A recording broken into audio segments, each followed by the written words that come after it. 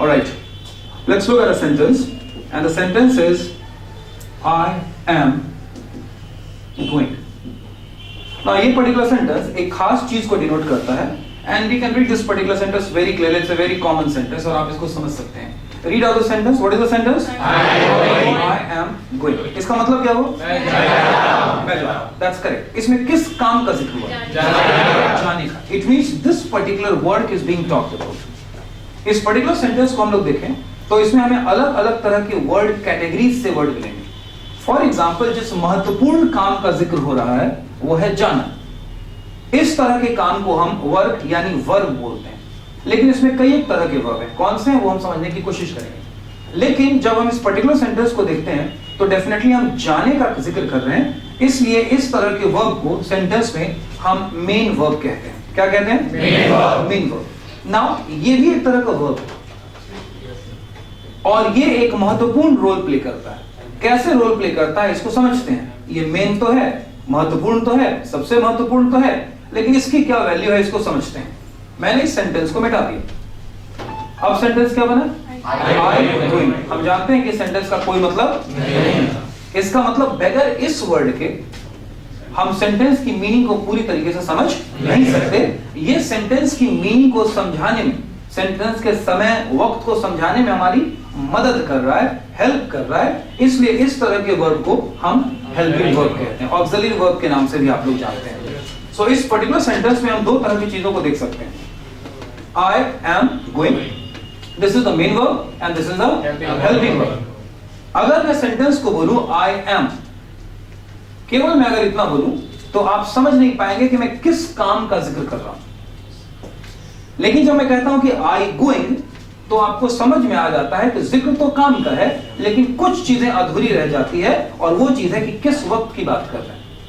For example, अगर अभी मैं आपको कहूं कि I was going, आप फिर समझ गए कि जिक्र जाने का है लेकिन वक्त पुराना है. इसका आप एक अलग तरीके से रिएक्ट करेंगे. I was going जब मैं कहता हूं तो आप समझ जाते हैं कि किसी पुरानी बात का जिक्र हो रहा है. लेकिन जैसे ही इस was वर्ड को मैं am से बदल देता हूं कि I am going, तो आप समझ जाते हैं कि अब आप में जा रहे हैं, यानी इसका मतलब क्लास आपकी खत्म हो जाएगी. सो हेल्पिंग वर्ब हमको समय को डिसाइड करने में बहुत मदद करता है. Is this point clear with everyone? No confusion? Okay. अब ये हेल्पिंग वर्ब को थोड़ा सा हम लोग और समझते हैं. ये हेल्पिंग वर्ब की कैटेगरी है. थोड़ा इसको मैं क्लियर करके लिखता हूं. हमारे पास अलग अलग वर्ब होते हैं. For example, I, you, we. अब इस पर्टिकुलर सेंटेंस को हम समझने की कोशिश करते हैं. This is main verb going, यानी मेन वर्ब से हमें ये पता चल रहा है कि जो भी जिक्र हो रहा है वो जाने का हो रहा है, और बीच की जगह ऑक्सिलरी वर्ब यानी हेल्पिंग वर्ब के लिए. अब इसको हम समझने की कोशिश करते हैं. थोड़ी देर पहले हमने एक सेंटेंस को लिया था कि मैं जा रहा हूं. इंग्लिश क्या हुई थी पूरी? I am going. यानी हेल्पिंग वर्ब हमारा am है. I am going. ये किस वक्त को डिनोट करता है? प्रेजेंट, यानी अभी वर्तमान समय को डिनोट करता है. It's being done as of right now. So I am going. अब मैं दोबारा सेंटेंस लिखता हूँ. You am going. क्या ये सही सेंटेंस है?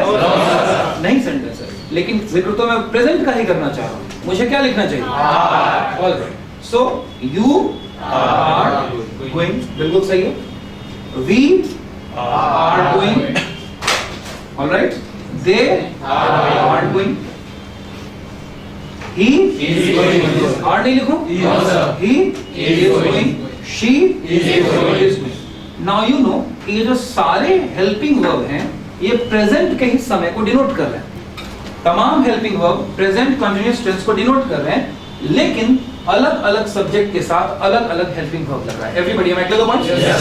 ये ऑक्सिलरी वर्ब का एक खास फीचर है, और ऑक्सिलरी वर्ब सब्जेक्ट के हिसाब से अपने आप को एडजस्ट करता है. Is this point clear? लेकिन एक और हेल्पिंग वर्ब होता है जो किसी भी सब्जेक्ट के हिसाब से अपने आप को एडजस्ट नहीं करता. इसे हम कहते हैं मॉडल वर्ब, जो कि हमारा आज का टॉपिक है. फॉर एग्जाम्पल, कुछ सिंपल मॉडल वर्ब्स को हम लोग लेते हैं.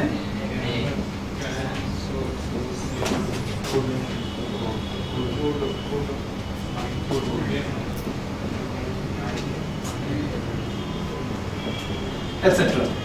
ठीक है, मे वगैरह भी इसी कैटेगरी में आता है। जब मैं कहता हूं कि ये मॉडल वर्ब है तो सबसे बड़ी बात है कि मॉडल वर्ब शो क्या करता है। दो चीजों को समझना जरूरी है।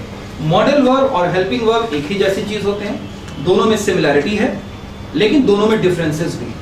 सिमिलैरिटी ये है कि ये हेल्प सब्जेक्ट के मोड को डिफाइन करता है कि क्या वो वर्ब को लेकर इंटेंशन रखता है, और डिफरेंसेस ये हैं कि जहां सब्जेक्ट में अलग अलग हेल्पिंग वर्ब लगते थे अलग अलग सब्जेक्ट के हिसाब से, यहां कोई भी सब्जेक्ट हो मॉडल वर्ब उसके साथ सेम लगता है। यही वजह है कि आप किसी भी सब्जेक्ट का जिक्र करें, फॉर एग्जांपल मैं first person singular number I का जिक्र करूं, या first person plural number we का जिक्र करूं, या second person singular number you का जिक्र करूं, या second person plural number you, या third person singular number he, she, Ajay, Vijay, किसी का भी मैं यूज करूं, या third person plural number they का यूज करूं, कोई भी सब्जेक्ट हो उसके साथ एक ही मॉडल वर्ब लगता है।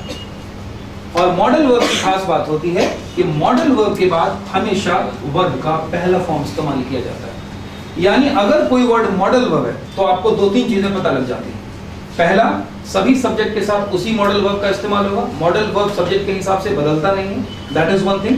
दूसरा, अगर वो मॉडल वर्ब है तो वैसी कंडीशन में उस तरह के सेंटेंस में हमेशा वर्ब के पहले फॉर्म का इस्तेमाल होगा। Is that clear with everyone? Yes sir. Except one word, केवल एक वर्ड है जो है ऑट। ऑट के साथ हमेशा टू को फॉलो किया जाता है और इसके बाद V1 लगता है। इस पर हम बाद में चर्चा करेंगे, पहले मॉडल वर्ब को समझ लेते हैं। What exactly does it show? एक मॉडल वर्ब क्या शो करता है? मॉडल वर्ब सब्जेक्ट यानी डूअर का काम के प्रति जो मोड है उस चीज को शो करता है। फॉर एग्जाम्पल हम समझने की कोशिश करते हैं।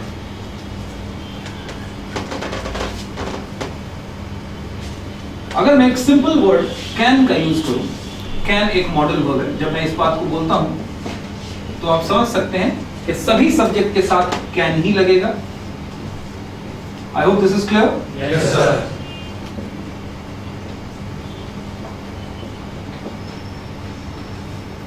कैन ही लगेगा और वर्ब का पहला फॉर्म ही लगेगा, यानी इसका सीधा स्ट्रक्चर ये बन सकता है और बनता है।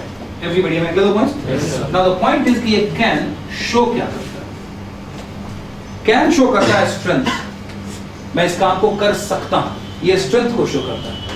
कैन डिटर्मिनेशन को भी शो करता है कुछ केसेस में कि मैं ये काम कर सकता हूं, हालांकि कंफर्म नहीं है, कंप्लीट डिटर्मिनेशन विल वगैरह से शो होगा, लेकिन यहां पर कई केसेस में उसको भी शो करता है।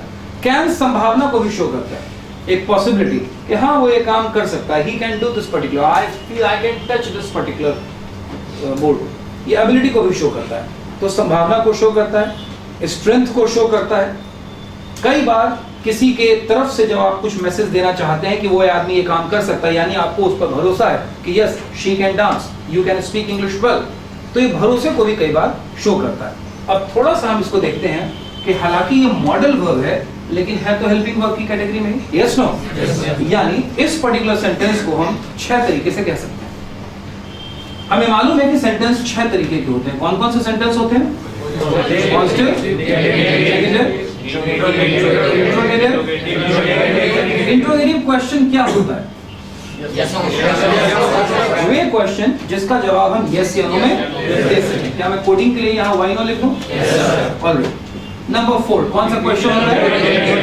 इंट्रो एंड नेगेटिव क्वेश्चन, यानी इस क्वेश्चन का जवाब भी हम यस नो में दे सकते हैं। और नंबर 5 क्वेश्चन क्या होता है? WH question. WH क्वेश्चन क्या होते हैं?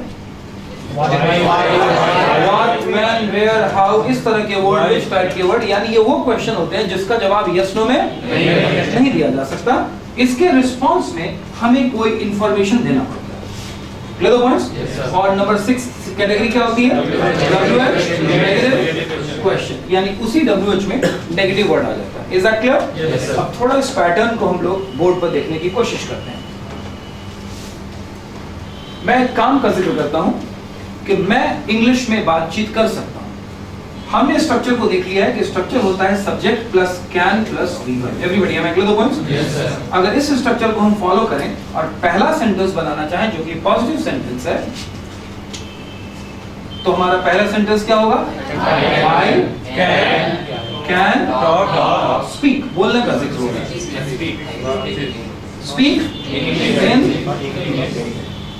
English, यानी हमारा पॉजिटिव सेंटेंस हुआ I can speak in English, alright? लेकिन इसका नेगेटिव भी हो सकता है कि मैं इंग्लिश में नहीं बोल सकता। What will be the English?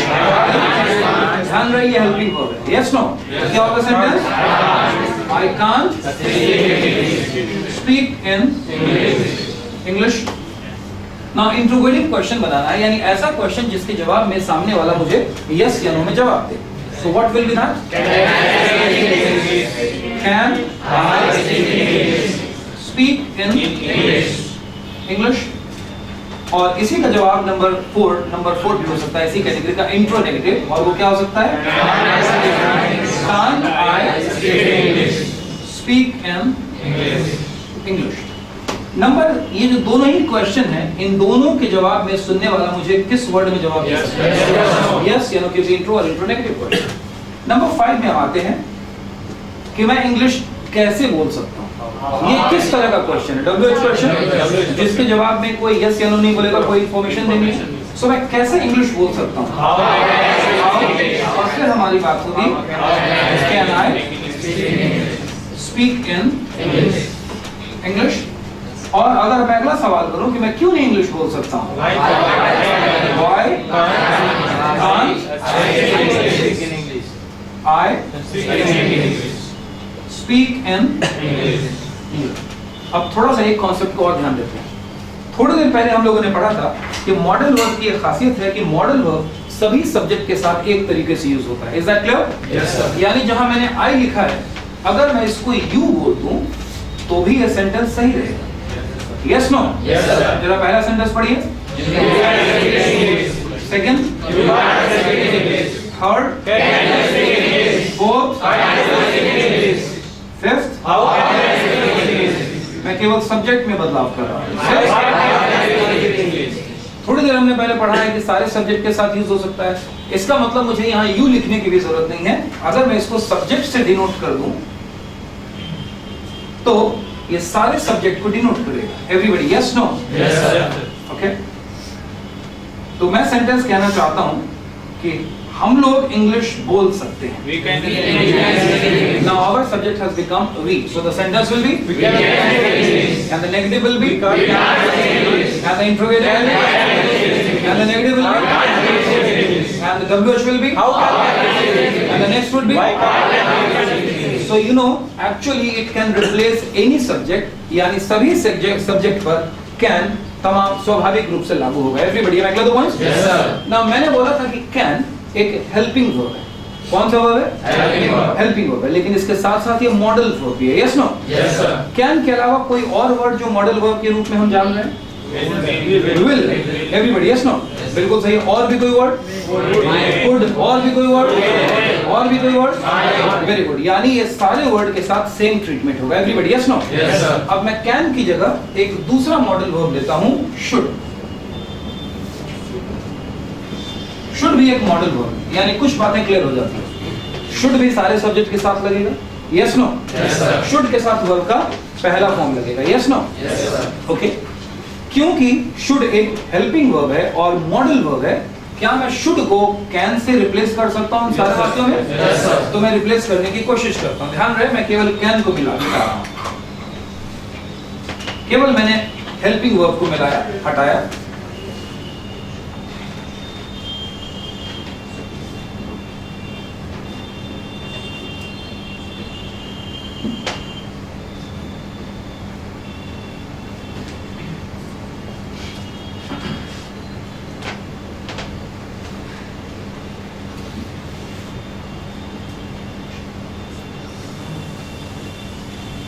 हर एक जगह हमने कैन वर्ड की जगह केवल शुड को रख दिया, क्योंकि दोनों ही हेल्पिंग वर्ब हैं और दोनों ही मॉडल वर्ब हैं, इसलिए सेम ट्रीटमेंट। इसके अलावा सेंटेंस में कोई बदलाव नहीं है, लेकिन बदलाव इससे होगा।